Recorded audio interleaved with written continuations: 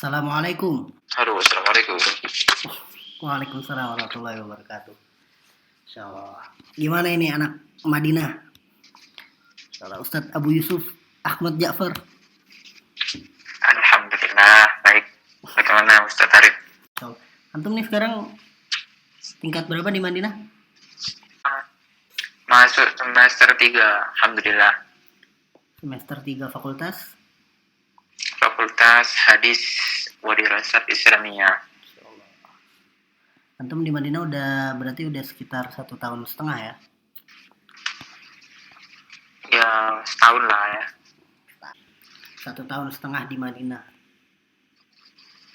Gimana perasaannya nih? Apa bedanya sama suasana di Azhar? Sekarang sebelumnya apa sih pandangan antum tentang Madinah? Kayak bagaimana antum menilai Madinah? Ya, dari awal sebelum ke Mesir, saya pengennya ke Madinah. Jadi pandang Madinah itu yang baik-baik aja. Mandang Madinah yang baik-baik aja. Tapi kan enggak, misalnya gini sekarang. Iya bentar dulu. Jadi ini kalau misalnya antum baru nulis buku Dalanan dari Mesir ke Madinah. Walaupun itu juga sebetulnya ada perjalanan dari sebelum Mesir dan Madinah tuh kan. Gitu yang mungkin orang nggak bisa apa namanya nggak betul-betul tahu gitu. Padahal itu langkah yang penting kalau menurut Ana karena kan banyak orang yang ngerasa apa mungkin Ustadz banyak nih orang yang ngerasa sekarang dia lulus SMA umum atau SMK yang mungkin nggak ada basis mondok, nggak ada basis belajar agama yang cukup lama misalnya, yang cukup lama dan terstruktur seperti di pondok gitu kan. Terus juga dasar bahasa Arabnya.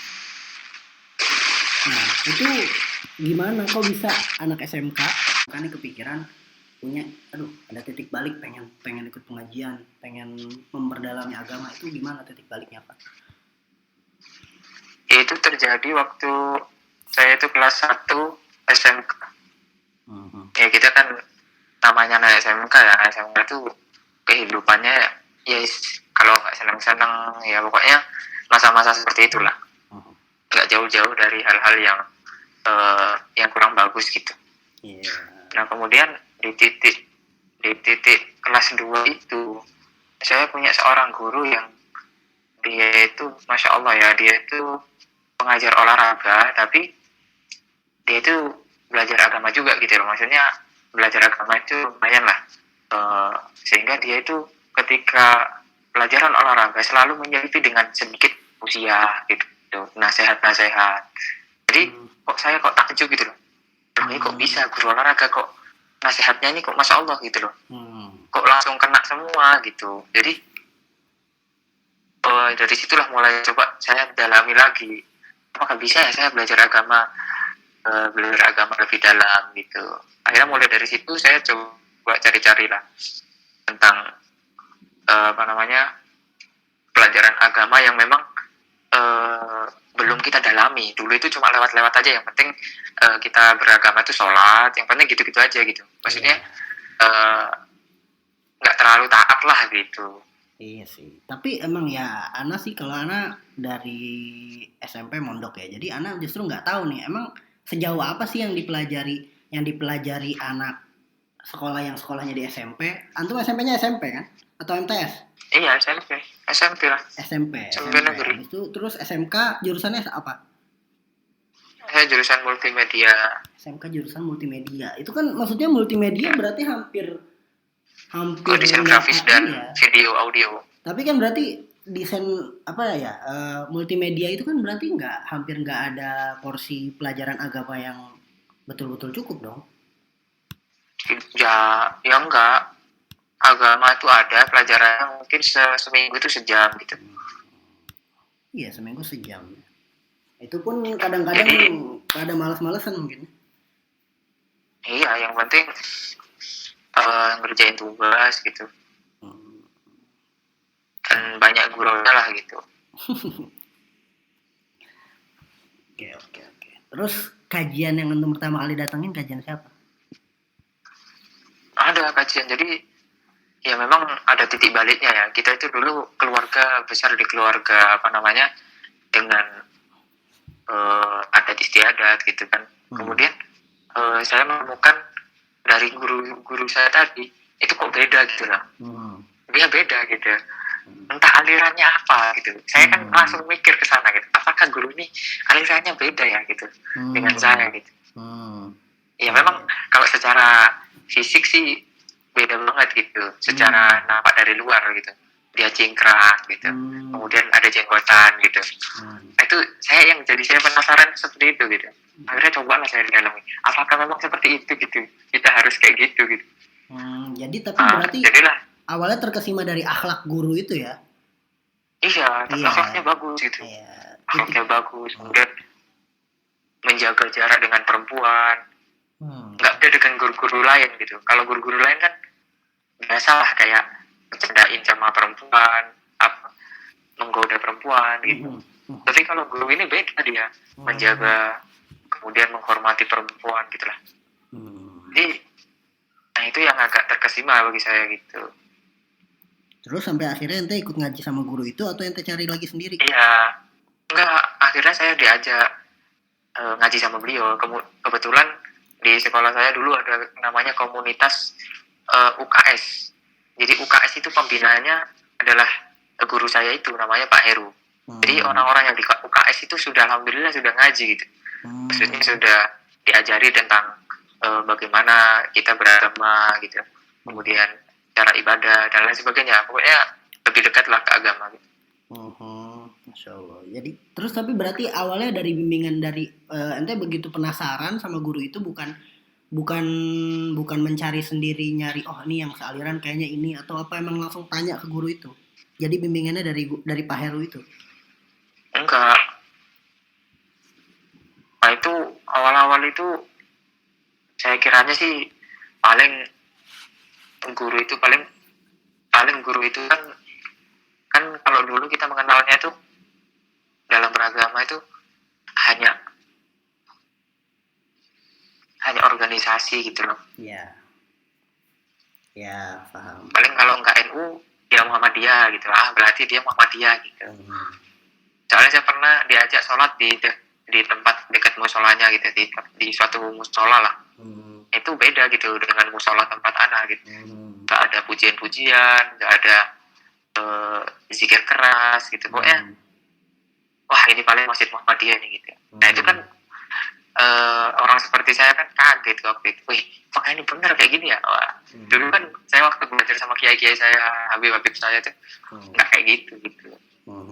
Akhirnya ya udahlah saya coba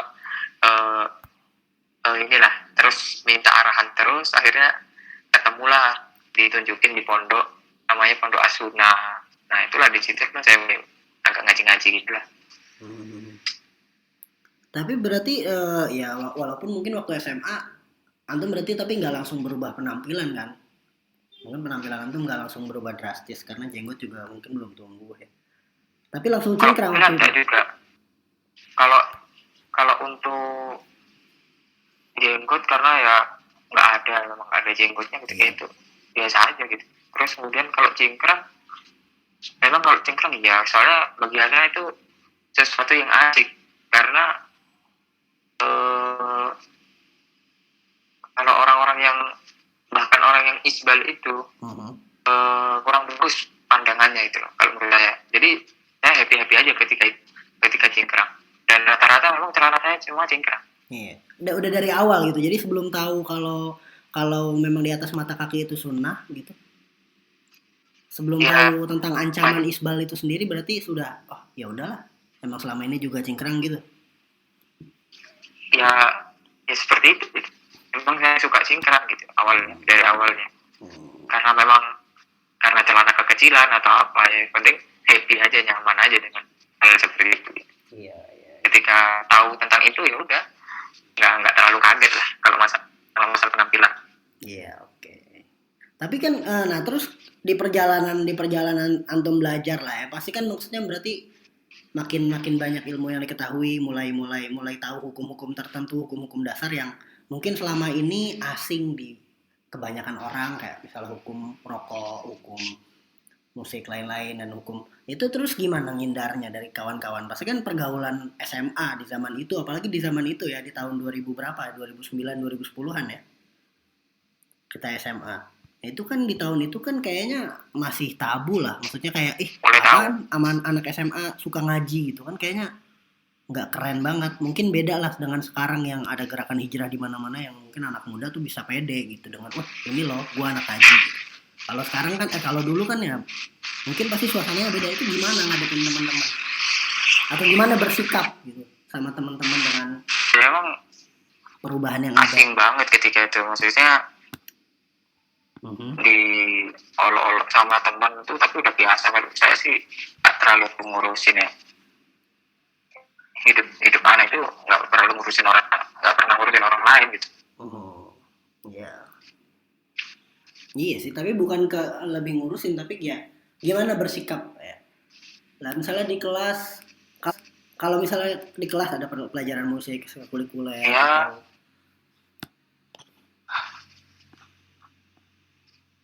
atau tetap berteman dengan baik aja, yang penting akhlak tetap dijaga.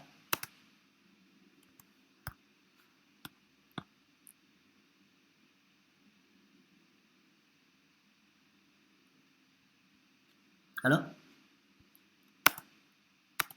Dan ketika sudah ngaji itu memang saya nggak terlalu bebas lah untuk bergaul dengan teman-teman gitu, terutama dengan perempuan. Iya. Nah tapi ketika ngaji tahu hal-hal haram gitu, tahu hal-hal yang kayak misalnya seperti isbal gitu, tapi nggak ngerasa janggal gitu kan, maksudnya sebagai anak muda, terus ya ngerasa kayak Jadi itu banyak larangan yang tapi tidak bebas gitu, tidak membuat kita jadi bebas sebagai anak muda, nggak ngerasa ragu gitu, atau malah makin yakin dengan itu, ini yang benar. Ketika ente tahu nih, ente paham ada hukum-hukum yang ente baru pelajari, baru pahami, baru mengerti gitu, kemudian itu membuat ruang gerak anak muda itu terbatasi sebagai anak muda, ente malah menjadi ragu untuk belajar ketika itu, atau malah makin yakin? Kalau saya sih makin yakin, karena saya nggak pernah neko-neko ya. Iya, nggak pernah neko-neko, tapi maksudnya sebagai anak muda kan ya pasti ada lah yang ngerasa ini kok nggak boleh gitu. Iya, ya memang dari dulunya memang tahu kalau memang itu salah. Gitu. Dan ketika sudah ngaji malah makin tahu lagi.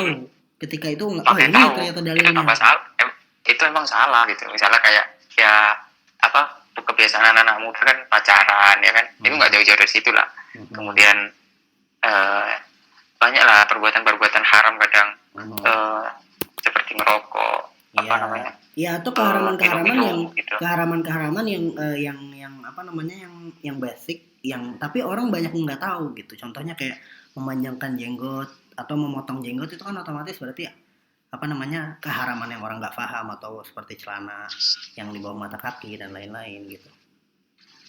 Itu kan kalau itu sih memang awalnya gimana ya, biasa aja sih, memang kaget gitu kok sampai hukumnya kayak gitu. Iya. Tapi ya memang mungkin ada hal-hal yang memang alasan-alasan tertentu gitu. Saya ketika memang awal-awal ngaji itu kita harus fokus sih, memang nggak usah lah kita sibuk dengan apa ya, orang gitu kan, agar kita itu tercapai tujuan kita gitu. Iya. Itu yang paling anak tekankan dari dulu. Iya sih. Tapi maksudnya untuk misalnya ya, orang-orang itu punya titik balik tertentu dalam misalnya mungkin bisa dibilang berhijrah gitu. Orang punya titik baliknya misalnya kayak kalau orang-orang sudah dewasa, orang-orang yang memang sudah cukup matang dari segi usia gitu, anak kuliahan yang mungkin dari segi inteleknya udah tinggi lah gitu. Terus mereka kritis terhadap sesuatu sampai untuk ngambil keputusan itu berani gitu. Nah, nanti kan sebagai posisi anak SMA di tahun 2000-an, kok bisa gitu masa kayak tahu ini ngaji terus kayak ikut dan yakin gitu. Emang nggak ditentang sama keluarga? Gimana sikap keluarga yang kalau keluarga sih emang kalau nantang ya enggak juga, ya cuma disuruh lebih hati-hati, karena memang ketika itu banyak lah ya namanya cibiran-cibiran, padahal saya nggak pernah melakukan hal-hal yang aneh gitu. Tapi masyarakat itu memandangnya memang aneh. Iya, pertentangan itu pasti Saya ada. juga Karena kan ketika orang menemukan hal yang pasti ada asing, pasti. ketika orang menemukan hal yang asing dan tidak mudah untuk mereka pahami, mereka pasti akan mudah untuk menentang gitu. Itu sih paling logisnya kan. Terlepas dari mereka suuzon atau bagaimana, atau mereka cuma dengar kabar-kabar dari isapan jempol yang akhirnya mereka jangan gitu kan. Ya banyak sampai yang nuduh ISIS lah, nuduh banyak itu. Oh iya, waktu sampai itu udah musim ISIS ya, udah ada isu ISIS ya zaman nanti. ada. Udah nuduh apalah gitu kan. Sampai banyak yang ngikutin anak ketika anak ngaji gitu. Oh gitu. Iya. Jadi tetangga-tetangga tuh pengen tahu ngajinya di mana sih gitu. Jadi ya biasa aja gitu ketika memang dan itu titik hal-hal yang seperti itu bertahun-tahun itu selama 2012 sampai 2015 3 tahun ya. 3 tahun itu Umi Ana itu jadi pembicaraan orang-orang di kampung. Iya sih. Ya karena memang saya cuma apa ya, ketika di kampung tuh saya nggak ikut adat gitu aja. Saya cuma nggak ikut acara kematian, nggak ikut. Tapi ketika sosial gitu, saya tetap ikut kerja bakti, sholat berjamaah. Nah, itu cuma hal-hal yang bagi mereka mungkin sensitif ya, kayak tahlilan gitu. Saya nggak ikut itu memang. Nah, dari situ lah keluar tuh tuduhan ini dan itu gitulah. Ya lucu juga sih kalau ingat. Terus cara menyikapinya gimana? Kayak udah nggak peduli aja, santai aja.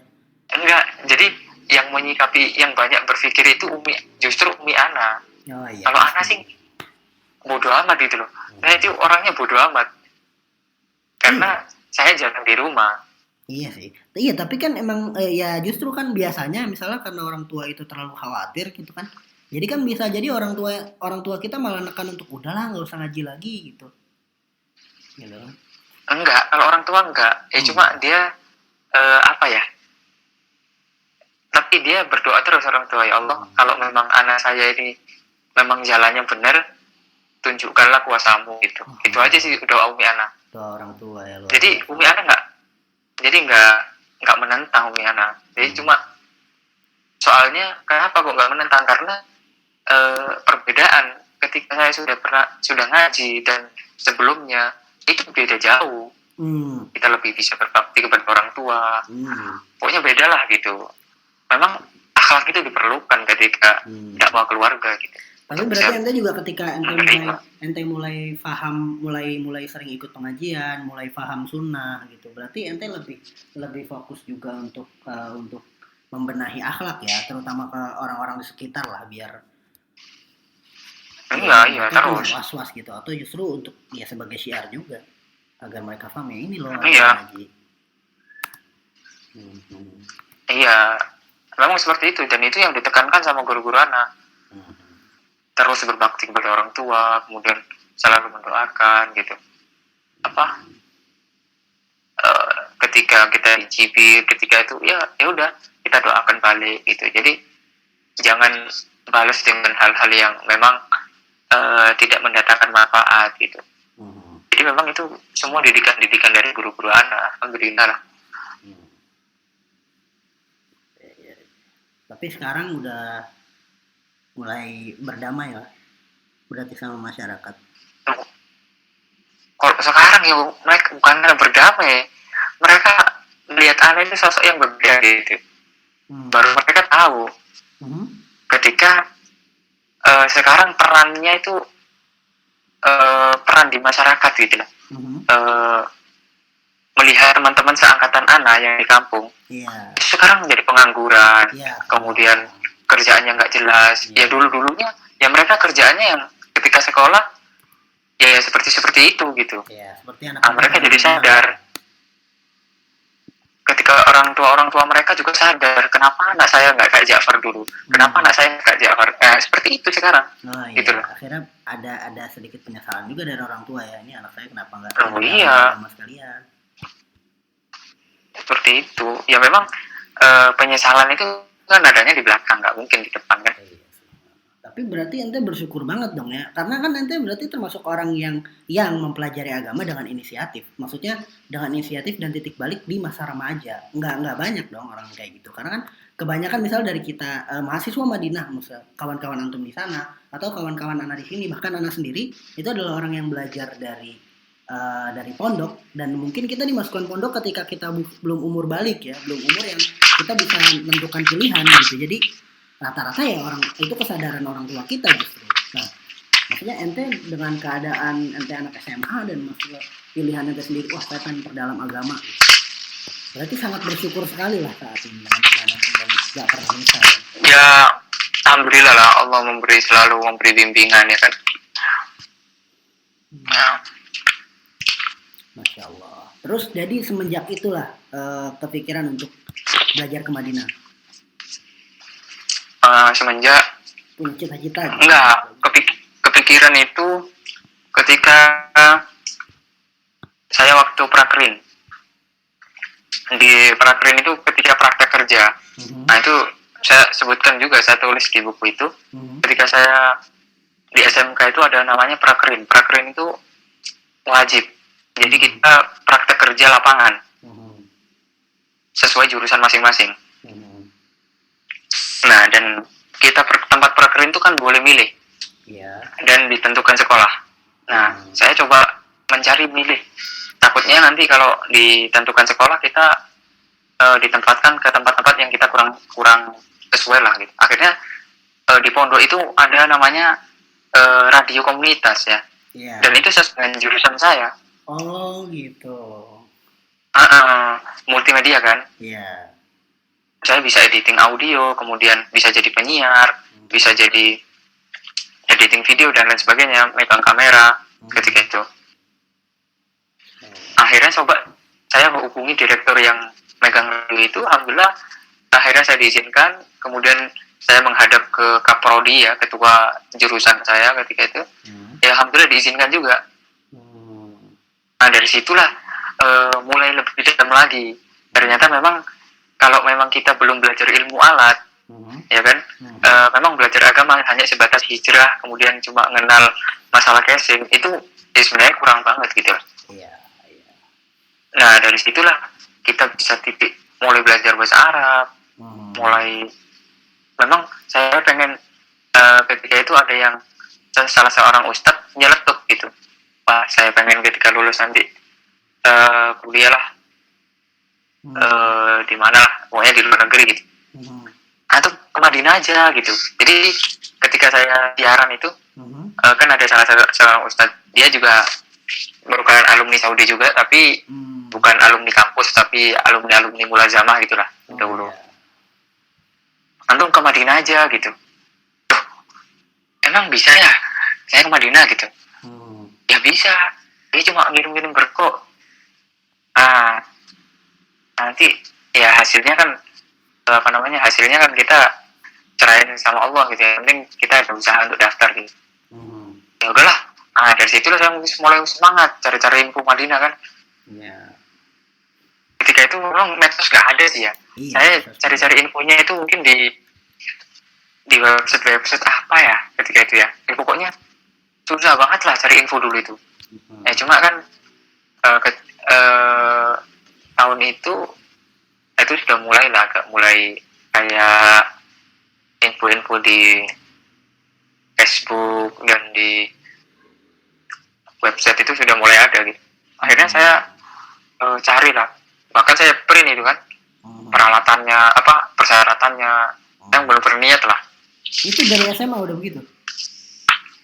Iya, saya udah dari SMA tuh udah menyiapkan itu. Jadi sebelum saya daftar itu sudah full berkas saya, udah jahis lah istilahnya udah. Soalnya kan kalau masalah berkas, masalah edit foto itu kan saya bisa edit sendiri, jadi gampang lah menurut saya gitu ketika itu kan. Tapi jadi pemberkasan terus, tapi kan waktu itu ente udah belajar bahasa Arab, udah cukup belajar bahasa Arab kah sampai bisa ngisi istimarohnya? Kan itu lumayan rumit lah. Ketika itu kan misinya dibimbing. Oh dibimbing. Ya minta tolong lah sama yang lebih paham kan.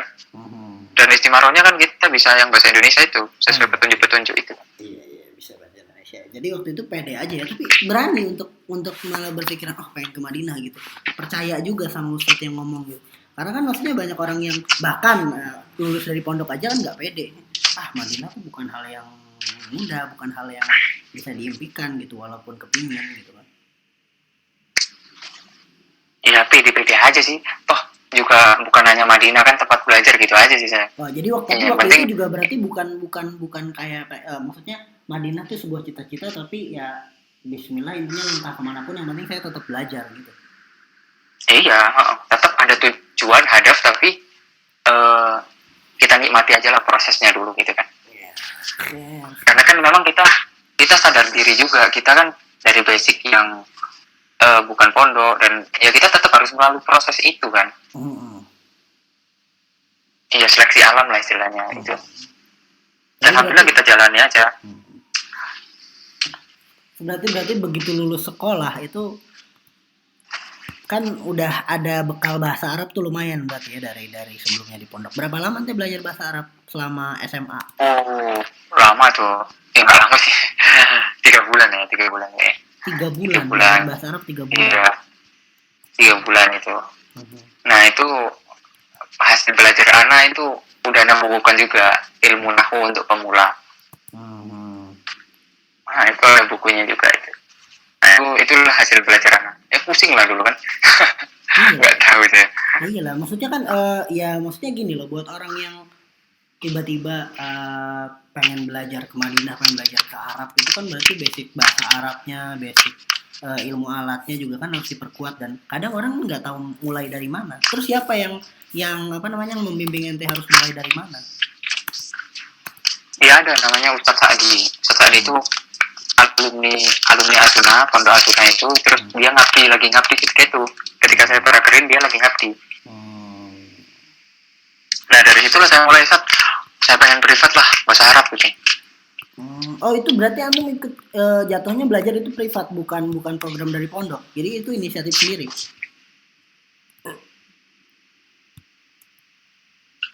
Itu privat itu. Jadi belajarnya itu habis zuhur. Jadi kan pondok itu ada waktu istirahat itu habis zuhur.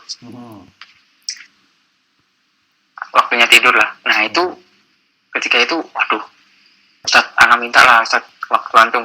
Akhirnya Masya Allah lah, makanya anak gak lupakan itu sejarah jasa beliau itu. Saat itu beliau meluangkan waktu istirahatnya untuk ngajar anak gitu. Masya Allah. Antum bayar gak tuh? Enggak. Waktu tidur siang orang antum ambil, dan antum nggak udah kayak antum cuma bilang syukran aja. Iya kan, anak juga nggak punya uang untuk bayar kan. Tapi Masya Allah ya, berarti ustadznya juga, ya ustadz juga pasti mungkin senang lah menemukan orang yang punya inisiatif kayak antum. Iya, Masya Allah lah, ustadznya anak pikir ya beliau semoga jadi orang-orang yang mukhlis lah, orang yang ikhlas gitu. Jadi nggak ada harapan-harapan apa gitu. Ya, mungkin salah satu doa beliau juga menyertai antum, perjalanan antum sampai saat ini. Iya. Jadi malah sekarang beliau bilang, Mas, justru sekarang saya yang harus belajar sama antum Ustaz gitu. Terus kayak sehabis itu udah berangkatlah ke Jakarta. Nah, belum. Jadi ketika itu pas nunggu Madinah itu kan nggak langsung diterima kan. Ya otomatis dong pasti. Kemana ya? Nah, kemana gitu. Akhirnya ada salah satu teman itu, ya udah ke Libya aja gitu. Di Libya itu gratis dan pokoknya banyak lah iming-imingnya gitu. Ayo cobalah ke Libya, bismillah. Ya, ke Libya lah. Ya, berkas-berkas sudah siap.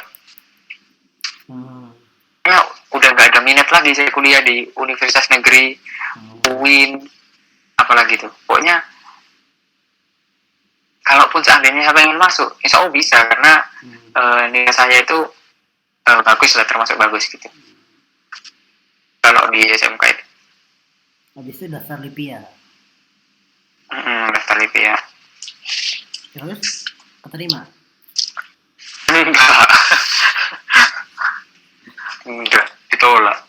Terus habis itu dari Libya kayak nggak jalan jadi, terus gimana? Udah terlanjur ke Jakarta? Ketika pokoknya saya punya tekad, saya tuh nggak boleh pulang sebelum saya hidupnya jelas di perantauan gitu. Nah itu orang, nah itu yang anak tanamkan ketika itu. Akhirnya udah anak cari opsi lain yang kira-kira sesuai biayanya, sesuai dengan kemampuan Umi Ana. Ya alhamdulillah Umi Ana terus mendukung lah gitu kan ke cita-cita Ana. Ya meskipun kalau menurut orang tua zaman sekarang mungkin cita-citanya nggak jelas gitu. Oh, cita-cita belajar agama, ya gitu lah. Iya. Tapi alhamdulillah lah Umi Ana itu masya Allah lah. Meskipun beliau orang awam, tapi inilah sangat mendukung Ana gitu. Jadi akhirnya dapat opsi lain di? Ya udah, saya daftar Elvia, opsi lain gitu. Daftar Elvia. Tapi di Elvia langsung keterima? Iya, kalau di Elvia kan keterimanya itu bukan karena saya bisa tes atau enggak, tapi karena memang di Elvia itu yang tes itu sesuai dengan kuota yang diminta, jadi ya udah keterima semua gitu. Oh gitu. Iya. Masuklah Elvia. Ya alhamdulillah lah masuk Elvia. Dari situlah saya mulai lagi belajar lagi bahasa Arab yang struktur lah, maksudnya ya kayak di pondok gitulah. Iya, secara menagam lah, secara. Iya. Kalau dulu kan waktu 2013 saya pertama kali belajar kan privat itu, jadi ya nanti siang belajar, malam udah lupa lagi, paginya pelajaran umum, kemudian ya gitulah, jadi enggak ini. Ya. Tapi dari situ ya terlecut ketika itu, dan ini yang penting ya, saya itu ketika ngaji itu saya temannya itu orang-orang pondok, saya nggak punya teman akrab orang-orang sekolahan. Nah itu mungkin pengaruh besar ya, jadi anak memang nggak mau bergaul secara akrab gitu dengan teman-teman sekelas anak dulu atau teman sekolahan, ya cuma temenan gitu, biasa aja gitu. Kalau ada kepentingan misal kerja kelompok ya, kalau untuk deket tiap hari rumahnya ngopi apa enggak, saya nggak pernah seperti itu. Jadi udah langsung nongkrongnya, istilahnya teman nongkrongnya nih anak pondok lah ya. Iya, jadi kalau saya lagi galau-galau apa, pokoknya saya ke pondok aja gitu. Meskipun di pondok itu ya banyak hiburan, kita bisa main pingpong, terus bisa ikut makan berjamaah gitu. Banyak lah pokoknya. Dan ketika itu di pondok itu masya Allah ya, orang-orangnya itu akhlaknya luar biasa, bagus gitu. Jadi anak betah di pondok itu, senang ketika main ke pondok itu. Masya Allah. Terus selesai belajar di Elvia itu berapa tahun? Iya, selesai itu. Ya, alhamdulillah sih ketika selesai belajar itu adalah hasilnya gitu. Saya bisa ngomong bahasa Arab, ya meskipun kan nggak lancar-lancar, nggak lancar-lancar amat gitu kan. Tapi bisa lah gitu. Akhirnya mau kemana lagi, sedangkan pengumuman Madinah nggak muncul ketika itu. Selesai, tapi tetap ya usaha gitu. Iya. Itu saya daftar. Saya ketika itu daftar Lipia lagi. Nah, Lipia lagi. Kedua kalinya yang ramai sampai masuk berita itu ya, itu kan tahun itu kan lagi rame-ramenya daftar Lipia sampai orang pada nginep itu kan. Bukan. Kalau tahun yang kedua tidak. Yang pada nginep itu tahun yang pertama, saya daftar yang pertama kali. Nah, itu itu yang ramai itu. Itu yang ramai ya. Tahun kedua enggak ya? Tahun kedua itu karena saya jalur dalam ya. Jadi mudah. Soalnya kan kalau dari Elvia itu ada jalur dalam lah untuk mendapatkan formulir. Ya bukan pasti keterima, tapi diberi kemudahan untuk tes gitu aja gitu.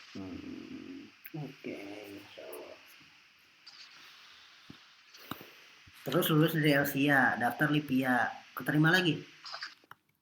Enggak lagi. Jadi Nah itulah sampai apa ya, kok nggak bisa belajar di Libya ya.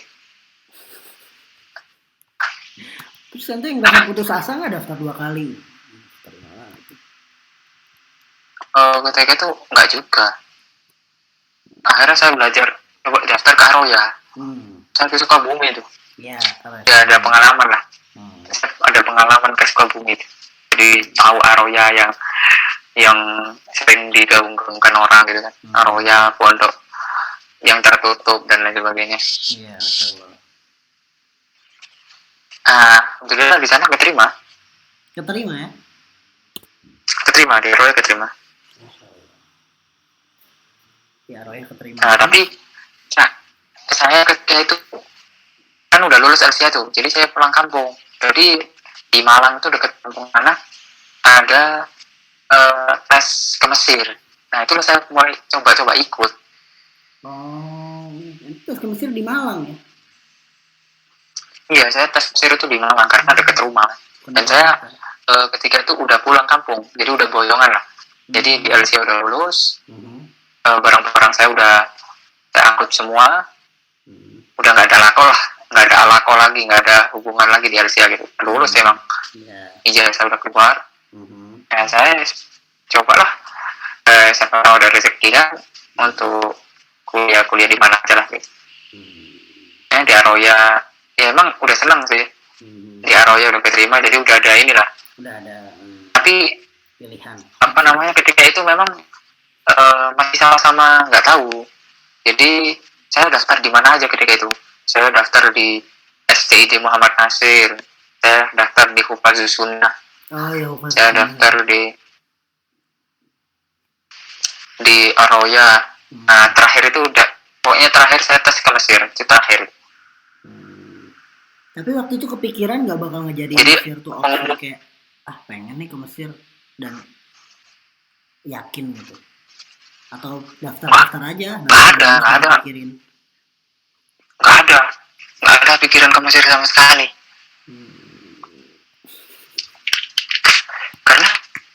Karena memang alam kenapa ya? Karena memang yang sering didengar, yang anak dengar di pondok itu tentang Madinah, jadi seolah-olah negara lain itu nggak ada gitu.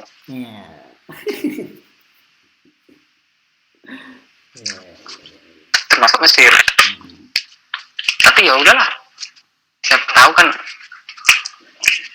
namanya juga nyoba ya. Tapi bener-bener murni coba-coba, itu nggak ada, itu bukan nggak ada arahan dari siapapun untuk daftar ke Mesir itu. Nggak ada, cuma arahan nggak ada, cuma ini ada dorongan dari teman yang memang dia itu memang cita-citanya ke Mesir. Terus dianya daftar juga? Udahlah, coba aja lah. Ya dianya satu angkatan jadinya sama saya di Mesir. Masya Allah. Terima ketika itu. Yudis itu ya? Bukan. Ada anak Mumtazah ya, anak Gontor. Masya Allah. Ya pokoknya itulah. Mesir keterima gitu. Akhirnya terus begitu keterima apa tuh? Kayak dua-duanya keterima. Jadi pengumumannya itu Aroya dulu. Aroya dulu baru Kairo. Itu pas hari Ramadan. Iya. Itu hari-hari Ramadan kayak gini nih. Iya, paham. Waktu itu 15 Ramadan waktu. Jadi menegangkan lah pokoknya. Iya. Jadi ya udah, saya itu memilihnya tetap karena masih sebelum ada pengumuman, ya udah saya melengkapi berkas yang untuk ke Aroya. Jadi syarat ke Aroya itu harus medical check up. Medical check up itu kan mahal, itu hampir 1.750.000. Lumayan ya, modal juga ya walaupun mau dapat beasiswa. Iya, modal. Akhirnya ya udahlah, medical check up itu. Udah medical check up. Ngumpulin uang, ya udah. Jadi kan untuk persyarat ke Aroya kan. Karena Mesir kan belum jelas, belum ada pengumuman. Akhirnya Mesir pengumuman dan diterima. Nah itu yang akhirnya musyawarah lah sama keluarga kan. Ya udah ke Mesir aja gitu kan. Nah, dari situ lah ya udah Bismillah lah. Di Mesir pun belum terbayang apa-apa gitu. Mau ke Mesir tuh ngapain itu belum terbayang apa-apa gitu. Jadi nggak pernah terbayang Al Azhar, kemudian bakal gimana nanti ya gitu. Berarti Apakah itu sama Mesir dengan tuh, yang Mesir tuh saya bukan pahami bagian dan dari rencana pokoknya ente ya? enggak, bukan. Tapi itu rencana Allah yang memang harus Anda jalani gitu. Masya Allah. Ya. Terus udah, berarti kan Mesir rumbukan sama keluarga, akhirnya keputusan ke Mesir. Tapi kan Mesir kan perlu biaya. Nah, terus ente gimana mengatasi itu? Iya, kalau biaya ketika itu susah. Jadi Umi Ana itu mau inilah, mau jualin barang, mau apa, bahkan minjem ke bank. Saya nggak mau itu gitu kan. Nggak usah lah gitu kan. Masa iya nuntut ilmu kok dipinjemin uang riba gitu kan. Nggak logis lah gitu. Ayo coba lah saya ikhtiar, saya hubungi ustaz saya ketika di Alsia, Ustaz Syarif.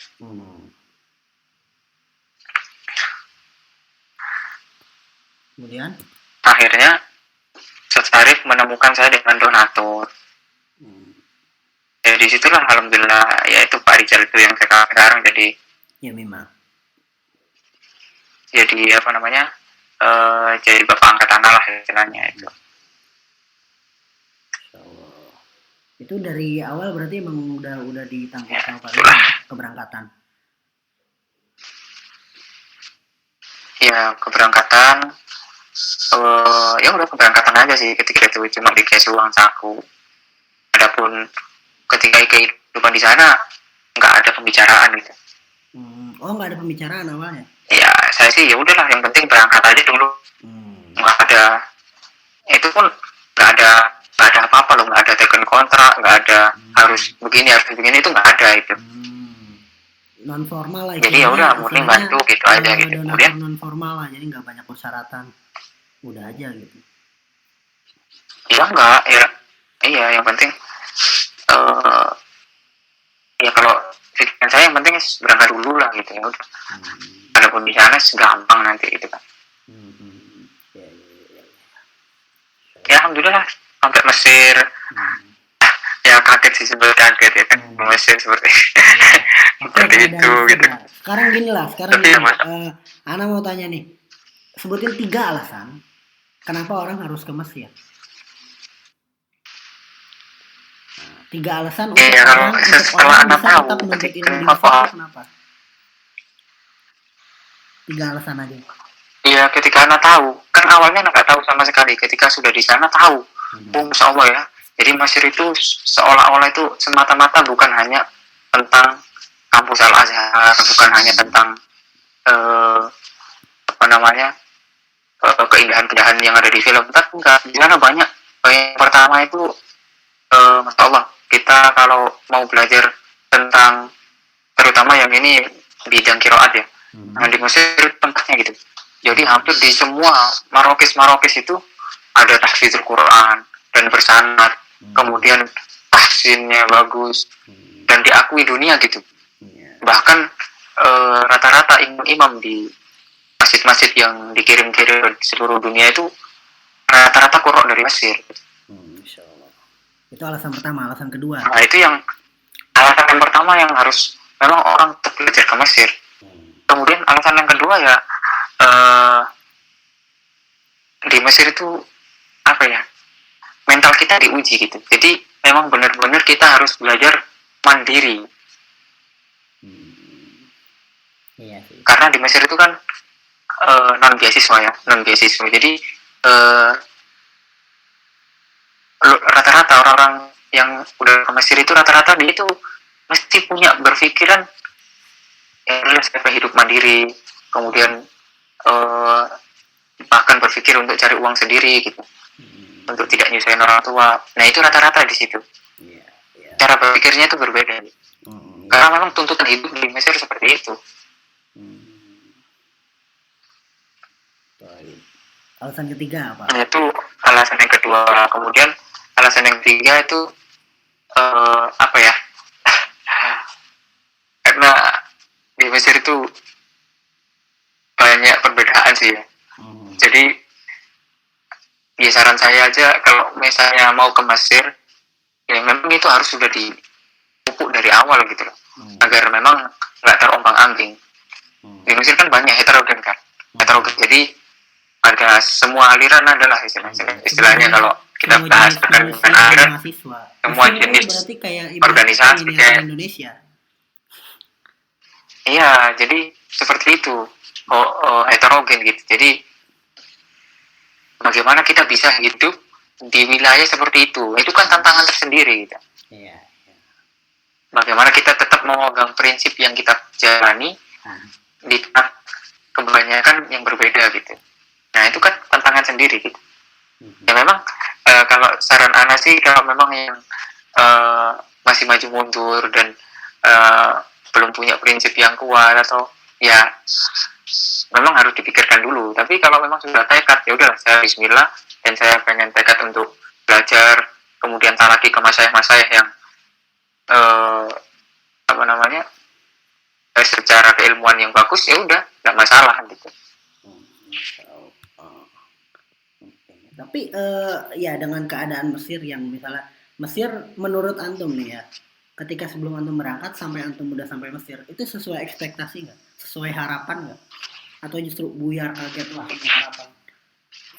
Enggak juga. Atau antum masih menemukan harapan itu di Mesir? Saya itu dulu bayangin Mesir itu cuma karena dulu tuh apa ya, nonton film Ketika Cinta Bertasbih gitu mungkin ya. Jadi ada Sungai Nil, kemudian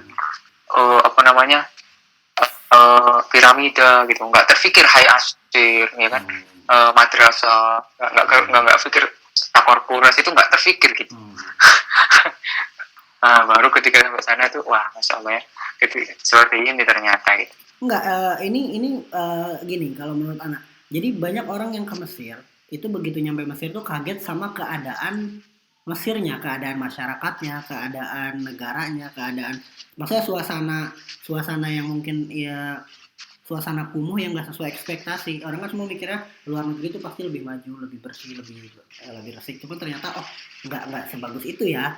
Tapi ini bukan tentang pemandangannya, tapi ini menurut aneh suasana keilmuannya, suasana keilmuan yang pengen antum cari itu sesuai ekspektasi nggak begitu nyampe Mesir? Kalau di Mesir itu memang kita harus proaktif ya, orangnya jadi harus benar-benar aktif. Kalau kita memang nggak aktif sendiri, nggak punya target-target, maka kita tetap aktif untuk untuk berkembang gitu. Kalau medianya sih ada, media untuk kita berkembang ada, tapi kan dituntut kitanya gitu. Jadi harus penuh inisiatif lah gitu. Iya, medianya ada, majelis-majelis saya ada, kemudian tempat-tempat talaki ada. Ya untuk kita menambah keilmuan tuh ada banyak di sana gitu. Jadi itu masih sesuai ekspektasi ente dong. Ente berarti nggak kecewa dengan keadaan keilmuan yang ada di sini, insya Allah ya? Enggak. Kalau keilmuan nggak kecewa. Ya, cuma sampai itu aja sih. Karena kan sebenarnya itu yang terpenting dari orang berangkat ke luar negeri atau safar dalam rangka menuntut ilmu. Maksudnya orang nggak mesti kecewa. Misalnya sekalipun negara itu habis kena ledakan, tapi selama di situ masih ada ulama yang tempat bisa belajar. Ibaratnya negaranya habis ledakan udah amburadul kan, sudah tidak bisa selfie untuk snapgram dan lain-lain. Orang tuh akan kecewa dengan keadaan negaranya. Tapi ketika misalnya masih ada ulama di situ dan mereka masih bisa belajar, harusnya kan mereka nggak kecewa. Gitu. Cuma kan yang disayangkan itu masih banyak. Banyak orang yang kecewa sama Mesir karena keadaan negaranya. Padahal keadaan negaranya tidak terlalu jadi faktor besar untuk kita belajar gitu. Maksudnya kita belajar aja. Kita jadi cerdas atau tidak bukan karena pemandangannya indah kan. Jadi kalau secara keilmuan tidak ada yang kecewa. Masya Allah. Jadi antum cukup bisa mendapat banyak manfaat lah di sini ya.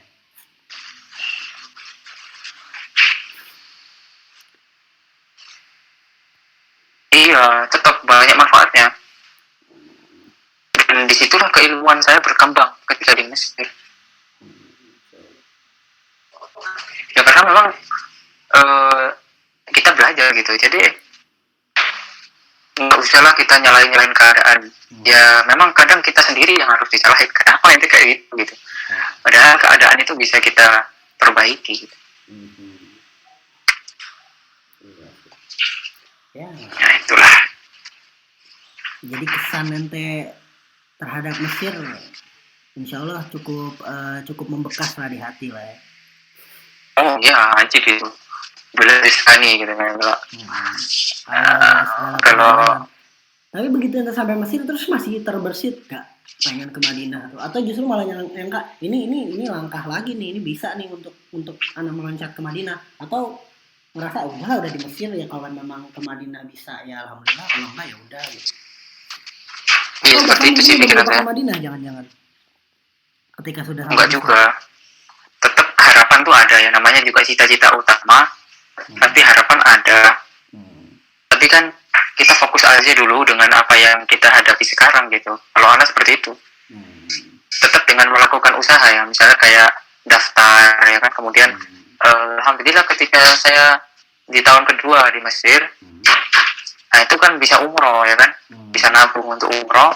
Nah dari situlah kita bisa mukobalah gitu. Iya, daftar mukobalah. Nah mukobalah itu, dan itu kan termasuk usaha yang besar lah ya. Mukobalah itu bukan perkara yang ringan lah untuk pendaftar Madinah. Justru mukobalah itu salah satu titik di mana orang itu ketika daftar dan peluang diterimanya itu lebih banyak gitu daripada orang cuma ngirim berkas gitu. Iya. Apalagi mukobalahnya itu di tempatnya langsung. Dan itu menurut pengalaman dan memang riset yang kita bukan riset ya, riset inilah riset yang asal-asalan tapi benar gitu. Rata-rata hampir setiap angkatan yang dihitung, dia yang pernah mukobalah di sini, yang gak terima itu jumlahnya lebih banyak daripada dia hanya cuma murosalah berkas aja. Itu sedikit gitu. Insyaallah. Iya. Akhirnya tetaplah dengan itu, apalagi kemudian ditambah lagi dengan adanya tazkiyah dari guru-guru anak di Mesir. Nah itu saya semakin yakin ya, insya Allah bisalah saya ke Madinah. Nah tapi kan ada suatu titik ketika itu 2018 ya. Nah itu saya sudah agak frustasi ya. Kayaknya di Mesir aja lah, karena di Madinah gak mungkin. Di Mesir juga udah mau lulus kan gitu. Iya. Ada rasa sayang gitu. Nanti motong kuliah itu. Soalnya prinsip saya dari dulu itu, saya punya prinsip kalau belajar itu harus tuntas. Gak bisa potong-potong gitu loh. Maksudnya pindah sana pindah sini gitu, sedangkan belum lulus gitu. Nah itu saya nggak mau. Tapi alhamdulillah lah, tapi harapan tuh ada, apalagi ketika saya waktu haji. Waktu haji itu ya saya berdoa aja lah di Arafah kan, siapa tahu kan di Jabah gitu, ya udah berdoa. Ya akhirnya perjalanan itu sampai tahun 2019 ya.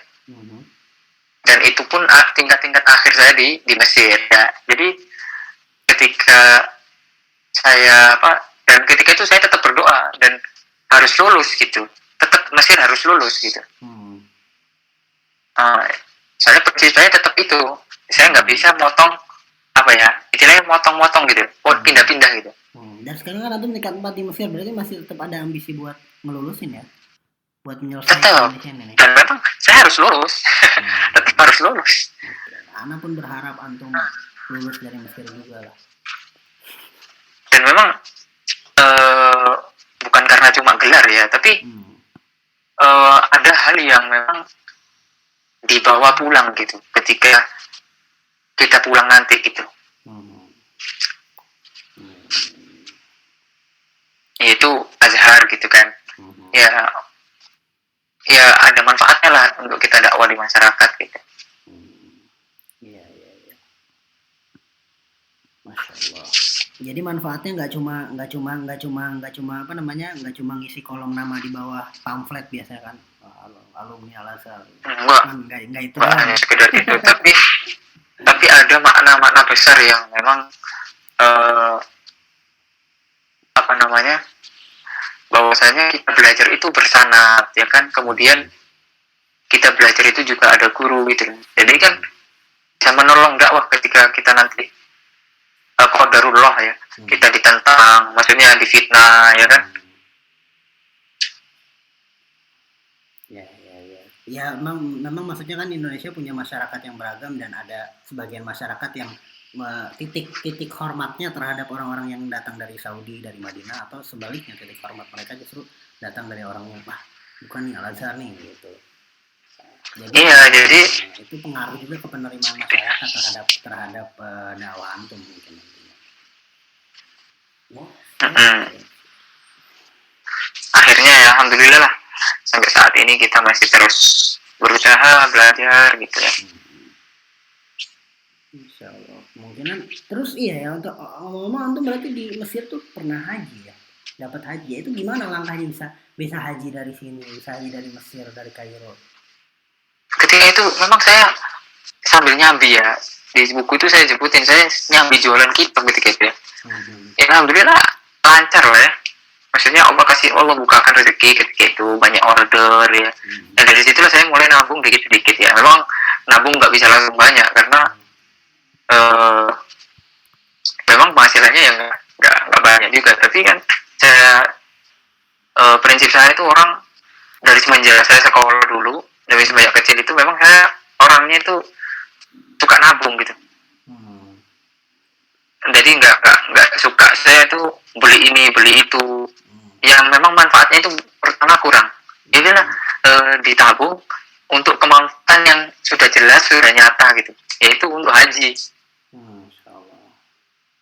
Akhirnya udah terkumpul juga uangnya kan untuk haji. Saya daftar ya dengan penuh lika-likunya, akhirnya saya bisa berangkat alhamdulillah tahun 2018 ya. Ya kan saya waktu itu kan nggak terpikir kalau saya bakal menerima Madinah. Iya. Kalau saya terpikir ketika itu, ya saya nggak haji juga dari Mesir, karena maksudnya kalau kita tahu ilmu andai ya. Tapi kan kita nggak tahu itu semua gitu, dan itulah adalah bagian dari ikhtiar kita, usaha kita gitu. Ternyata 2019 kita ditakdirkan untuk tinggal di Saudi, yang mana haji lebih gampang.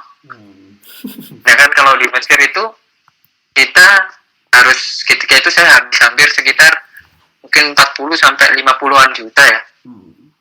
So, itu berapa lama untuk haji? Ngumpulin 40 sampai 50 juta?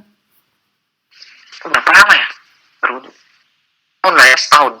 Setahun. Dengan kerja di Mesir? Ya karena saya nyambi. Ketika itu jual beli kitab anak itu rutin gitu loh. Masya Allah. Maksudnya nggak musiman. Kalau kitab itu kan nggak musiman kan. Iya. Jadi musiman.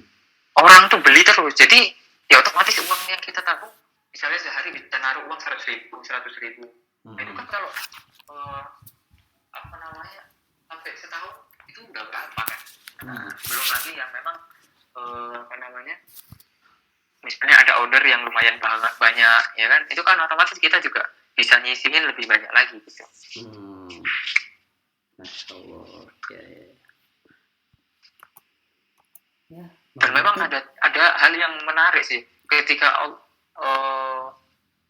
itu memang saya pengen niat nikah. Di buku itu anak tulis saya pengen niat nikah, jadi saya minta sama Allah, ya Allah saya pengen niat nikah, dan tidak lain niatnya memang untuk menjaga diri agar kita terhindar dari perzinahan, hukuman yang haram dan lain sebagainya. Pokoknya niatnya menjaga ifah lah. Nah dari situlah, dari itu Allah subhanallah, itu yang di otak saya itu nggak terbayang sama sekali. Itu Allah buka pintunya. Di tahun yang sama haji. Jadi Allah buka enggak. Ya kalau nikahnya dia, tapi kalau ketika mulai usahanya itu loh. Jadi kita bisa kemudian banyak dengan kenalan dari mulut ke mulut. Kemudian kita juga iklan di media sosial. Akhirnya dan kita juga berusaha jujur ya kan, sehingga pelanggan senang. dan dia merekomendasikan ke teman-temannya atau ke pondok lain gitu. Jadi dari situlah titik-titik yang kita bisa sampai saat ini gitu, alhamdulillah. Jadi berarti dari nyambi jualan kitab tuh bisa memberangkatkan antum haji dan bisa membuat antum melangkah ke pernikahan ya, untuk biaya pernikahan juga.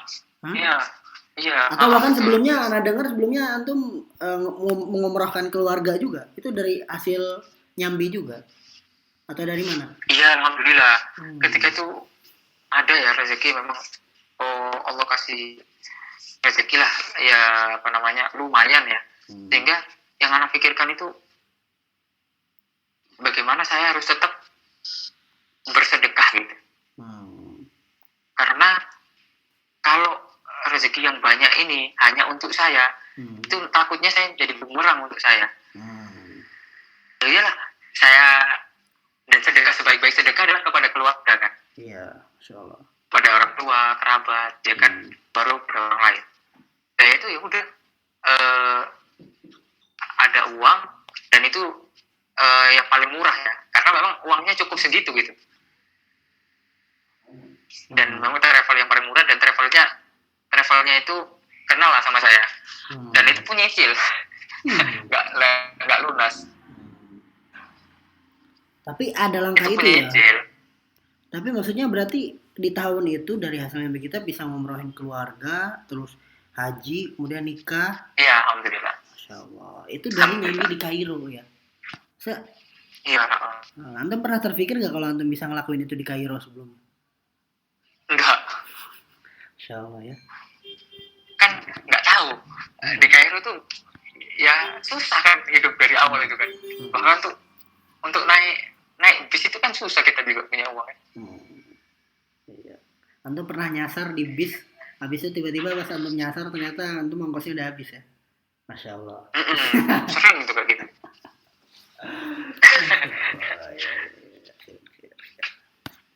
Kemudian di tengah semua fadilah ya, maksudnya di tahun 2018 ya, 2018 ke 2019 ya.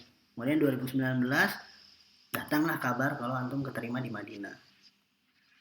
Iya, alhamdulillah. Itu pun juga tentunya melalui proses ya. Maksudnya banyak juga ujian-ujian yang saya lewati. Iya. Tapi kan dengan posisi antum udah hampir tingkat akhir loh di Kairo. Kemudian antum kayak pertimbangannya gimana? Wah, apa nggak berat emang ninggalin Kairo? Ya tetap berat. Berat. Tapi kan saya selalu minta ketika itu, apa bisa ya? Saya sambil nyambi gitu.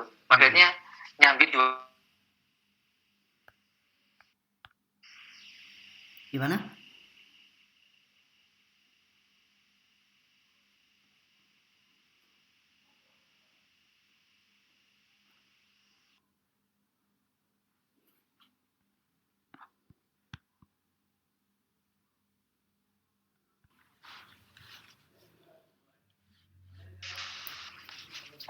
Halo, assalamualaikum. Males tadi HP aneh lobet. Saya lanjut. Ya, jadi begitu ente keterima nih, daftar keterima di Madinah, dapat kabar keterima di Madinah, sementara ente udah tingkat akhir, gitu kan? Gimana perasaannya gitu? Kebingungannya? Baik. Iya.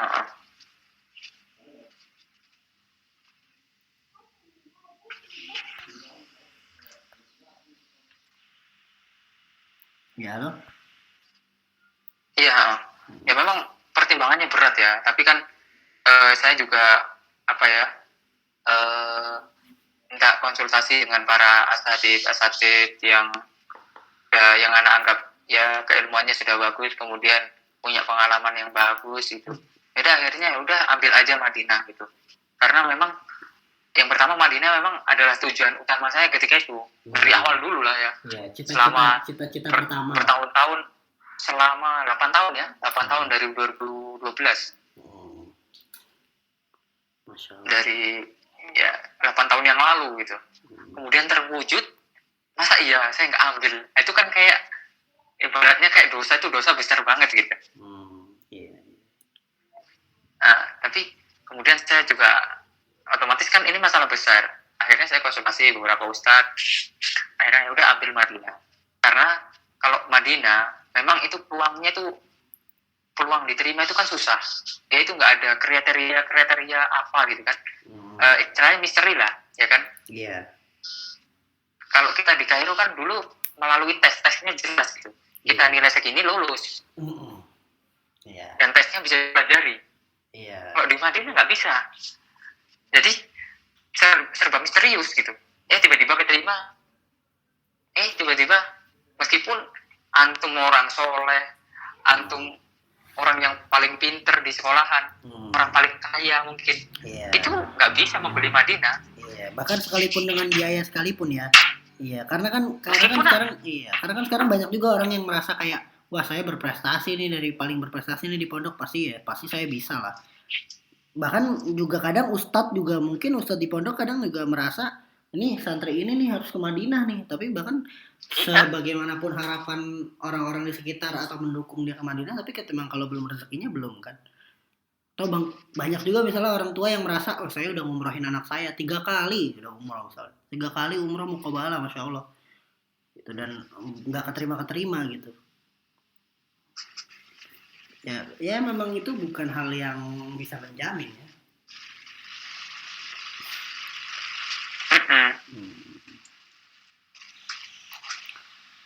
Tapi ya mungkin antum ya faktor terbesar ya doa antum dan doa orang-orang sekitar antum lah ya. Iya, memang doa Umi Ana itu termasuk yang faktor paling besar lah. Kemudian setelah itu doa anak ketika di Arafah itu betul-betul manjur itu. Dan hampir doa anak ketika di Arafah itu terkabul semua. Udah terkabul gitu. Insyaallah. Saya minta nikah. Maksudnya nikah itu sesuai dengan waktu yang anak pinginin gitu. Paham. Kan dulu waktu anak lamaran sebelum haji itu kan anak sudah lamaran, udah timbang gitu. Dan itu ketika itu keputusannya saya harus nunggu 2 tahun. Otomatis kan lama banget. Sedangkan zaman fitnah seperti ini kan, fitnah syahwat kan, itu kan semakin dahsyat gitu. Kita bisa terjerumus ke dalam hal-hal yang haram. Akhirnya anak berdoa, ya Allah gitu, semoga saya bisa menjaga diri saya gitu. Akhirnya sebulan setelah haji itu saya nikah. Tentunya dengan resiko yang memang harus kita tanggung, seperti kita LDR-an sama istri, ya kan? Itu hampir dari awal nikah itu kita selalu LDR. Meskipun ya ada saat-saatnya kumpul, ada, tapi kebanyakan ya. Selama sekarang udah berapa tahun ya kita nikah? Nikah udah hampir 2 tahun ya. 1 tahun jalan ya. 1 tahun jalan. Dengan lika-likunya, alhamdulillah itu saya ketika itu masih semester 5. Dan sekarang alhamdulillah sudah selesai, 2 lulus, sudah wisuda, alhamdulillah. Tinggal saya yang masih belum jelas. Tapi kemarin katanya antum benar-benar mau bawa istri ke Madinah. Ya rencana. Jadi memang bawa istri di Madinah ke mahal ya untuk uang jaminannya, takmin kalau bahasa kita takmin. Dan harus semester 3. Memang surutnya itu salah satu surutnya itu. Dan insya Allah rencana ya bukan karena saya udah punya uang enggak, tapi insya Allah lah rezeki itu ada, saya niatkan. Kemudian saya juga ada usaha-usaha yang memang untuk mendapatkan biaya seperti itu gitu. Entah dengan minjem, soalnya alhamdulillah ada teman-teman saya di Kairo. Jadi saya punya teman baik di Kairo itu, seorang syekh itu yang selalu mensupport dana ke anak gitu. Ya meskipun beliau nggak pernah ngasih anak, tapi ada dengan dain atau qard, dengan utang, sistem utang gitu. Jadi itulah yang bisa Anda lakukan gitu. Jadi seperti saya bisa melakukan beberapa hal lah istilahnya untuk memutar usaha di buka beberapa cabang toko di Jakarta, di Jember, di Jogja, itu kan ada bantuan dari beliau juga gitu. Masya Allah. Dan ketika saya memang curhat-curhat masalah uang gitu, masalah ini, dan beliau alhamdulillah langsung bantu. Ketika kemarin saya muliahkan adik saya itu di Turki, itu saya sekitar habis hampir 100 juta ya. Nah, itu untuk keberangkatan, karena adik saya itu mandiri tapi ada subsidi dari pemerintah sana. Jadi cuma biaya besar di awal, tapi ketika perjalanan itu sudah ringan biayanya. Maksudnya sampai lulus nanti. Iya, adik saya kuliah di Turki, dan itu ketika saya awal-awal di Mina. Nah, itu sempat ujian berat bagi saya itu. Uang nggak ada, jadi bahkan muka saya dari awal sampai setahun lebih sampai saat titik ini, sampai beberapa bulan kemarin itu hampir saya nggak pernah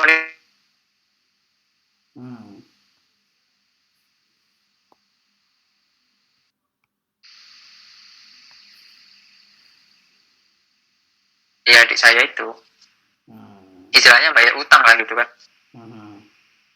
Ya alhamdulillah akhirnya lunas juga gitu, biaya kuliah adik saya lunas, dan biaya-biaya yang lain lunas gitu. Meskipun banyak kisah-kisah yang mungkin nanti terbit lah di edisi kedua ya. Kuliah di Madinah Tasa ini.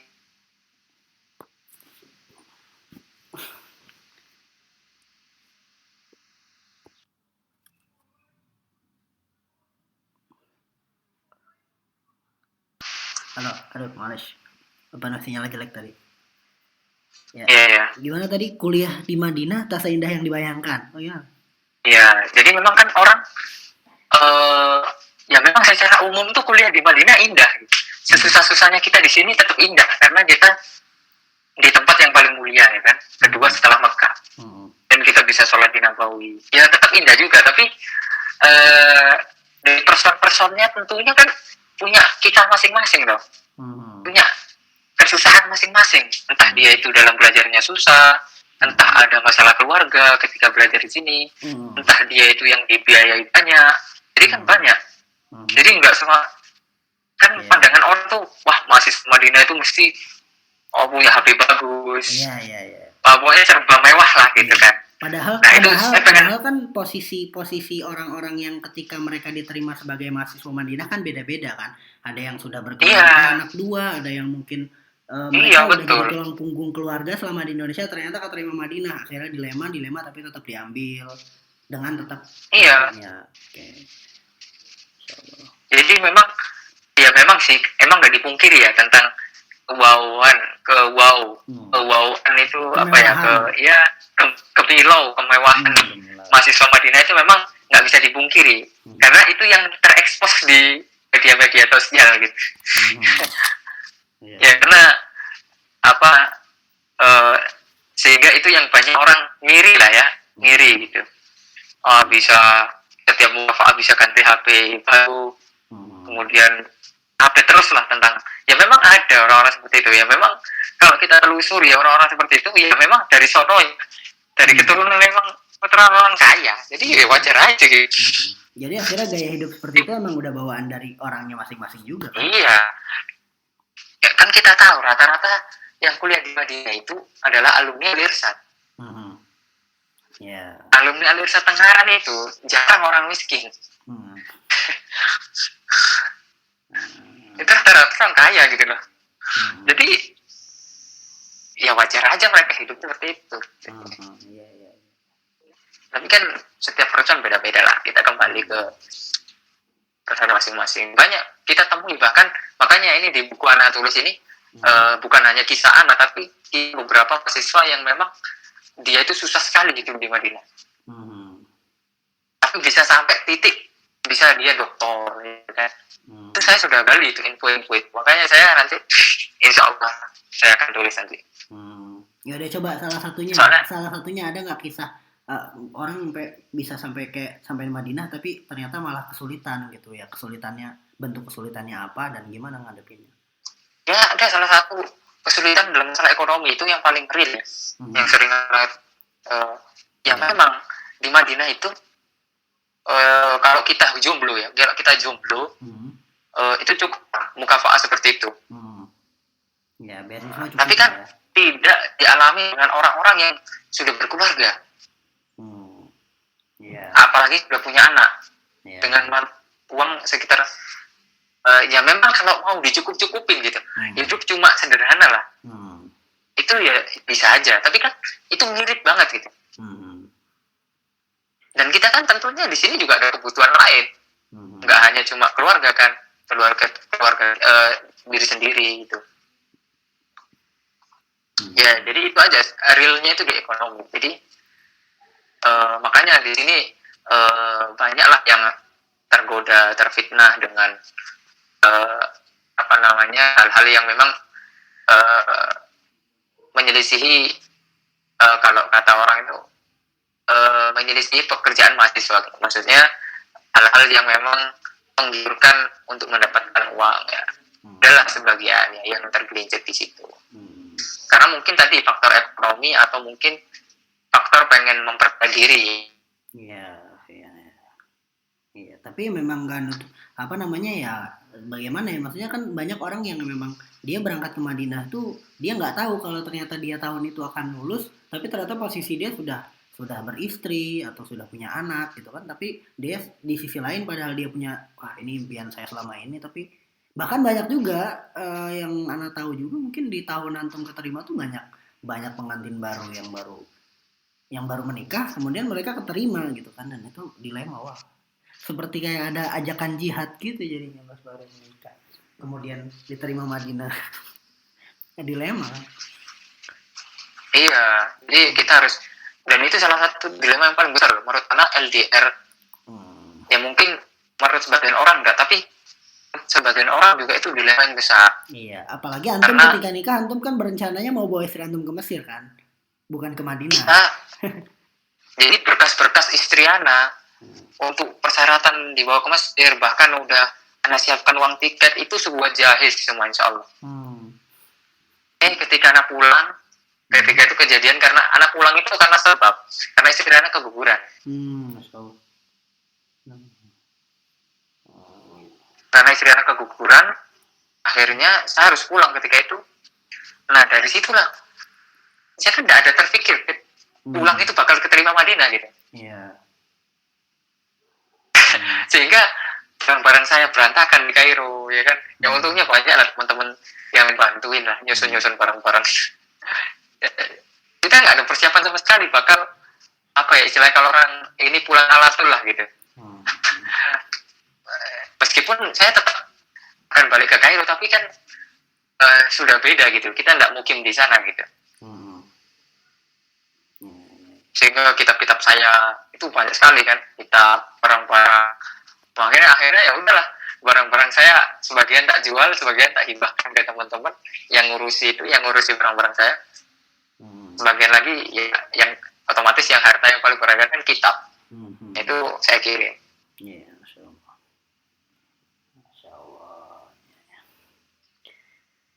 Ya itu kitab saya banyak gitu. Terus udah berarti kayak sekarang menjalani kehidupan sebagai mahasiswa Madinah. Sebutkan 3 alasan kenapa orang harus berharap untuk kuliah di Madinah. Yang pertama ya, karena kemuliaan kota. Kemudian yang kedua, dekat dengan Nabawi, itu tidak dimiliki di kampus manapun kecuali di Madinah.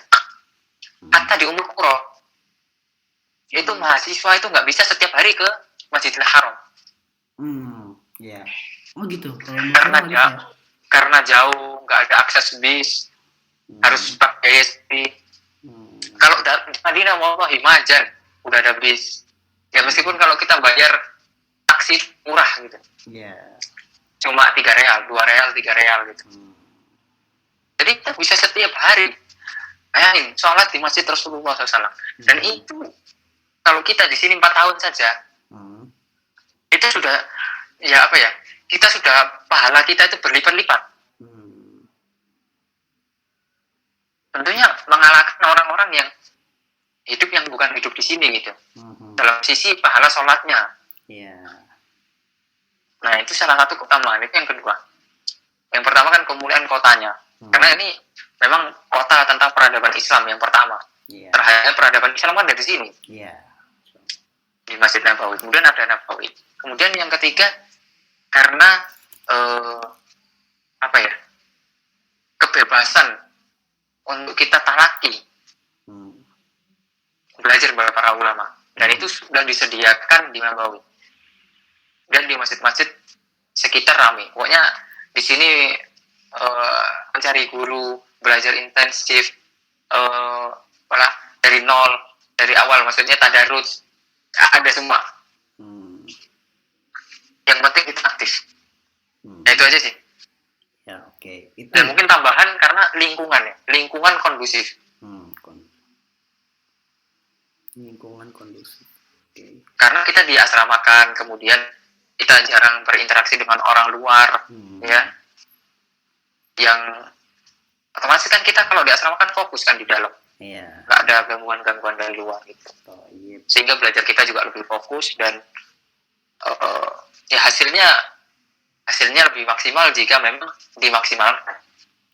Nah, oke, ngomongin masalah kondusif nih. Kalau kondusif terus dengan keadaan kondusif otomatis akan jadi maksimal kan keadaan mahasiswanya.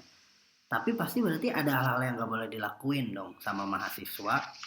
Nah, menurut ente nih, ketika orang sudah jadi mahasiswa Madinah, sebutkan 3 hal yang paling tidak layak untuk dimiliki oleh mahasiswa Madinah.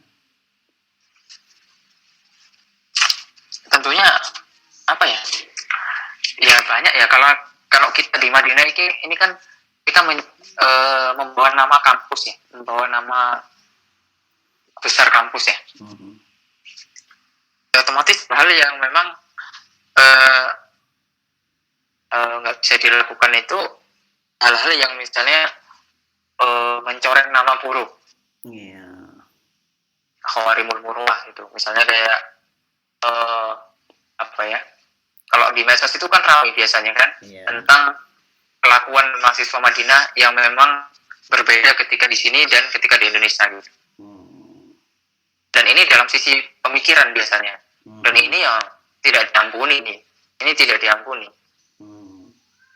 Jadi pemikirannya berbeda dengan apa yang diajarkan di kampus. Bahkan nyerang kampus itu sendiri.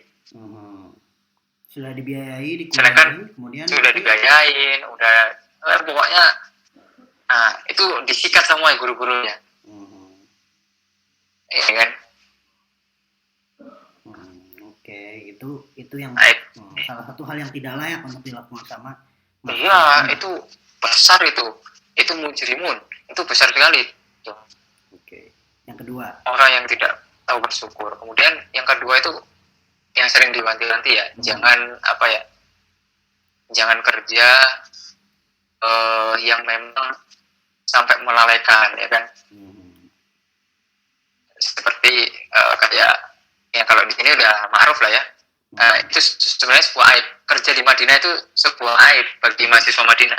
Makanya kalau kita kerja, kalau kita ada sambilan kerja, apalagi yang paling dihindari ya, yaitu untuk kerja di travel gitu.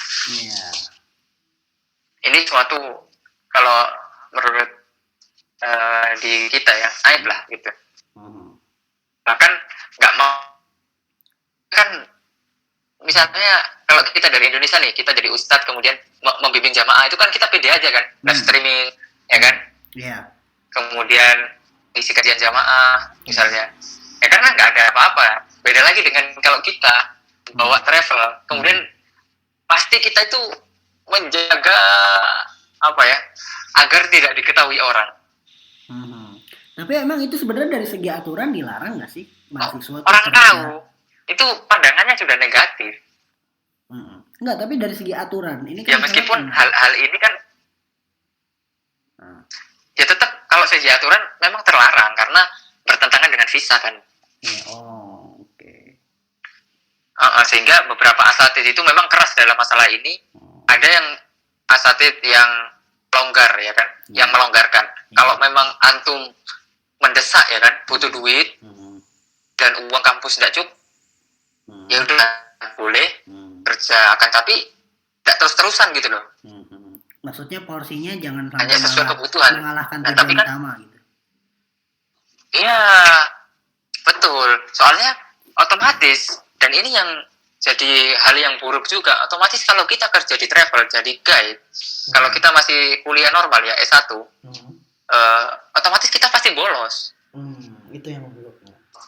Otomatis kita pasti bolos kuliah, sedangkan kuliah di sini wajib. Minimal kita kalau bawa travel itu kan 1 minggu, jadi kita bolosnya itu minimal 4 hari. Di selain hari libur ya, libur kan biasanya hari Jumat, Sabtu. Iya. Dan itulah yang apa ya? Dan memang itu jadi aib tersendiri ketika kita sudah sama-sama berdakwah pulang ke Indonesia. Kemudian kita ini ada penyimpangan sedikit dalam manhaj ya kan, misalnya dalam pemikiran. Nah, pasti yang dikorek-korek itu nanti pekerjaan kita ketika di Madinah. Apa yang dilakukan ketika di Madinah itu akan jadi iya. Ente itu belajarnya nggak benar, cuma level aja. Nah, pasti seperti itu. Itu yang hal yang sangat dihindari ya. Kemudian hal ketiga, apa yang paling diwajibkan ketiga Madinah?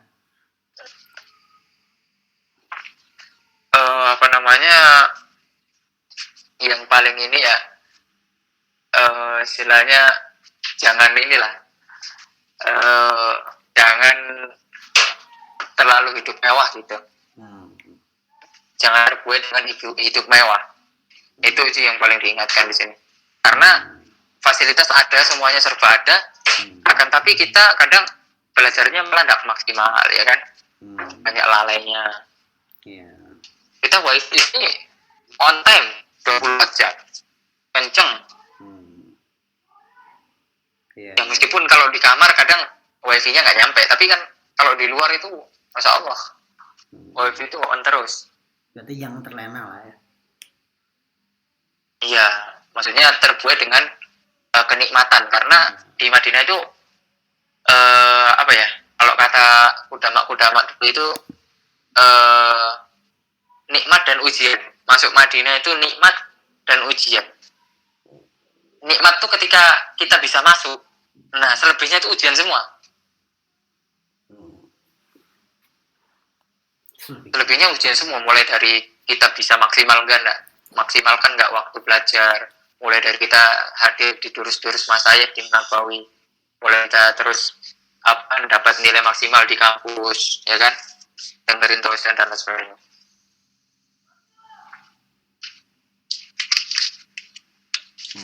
Oke. Ya seperti itu.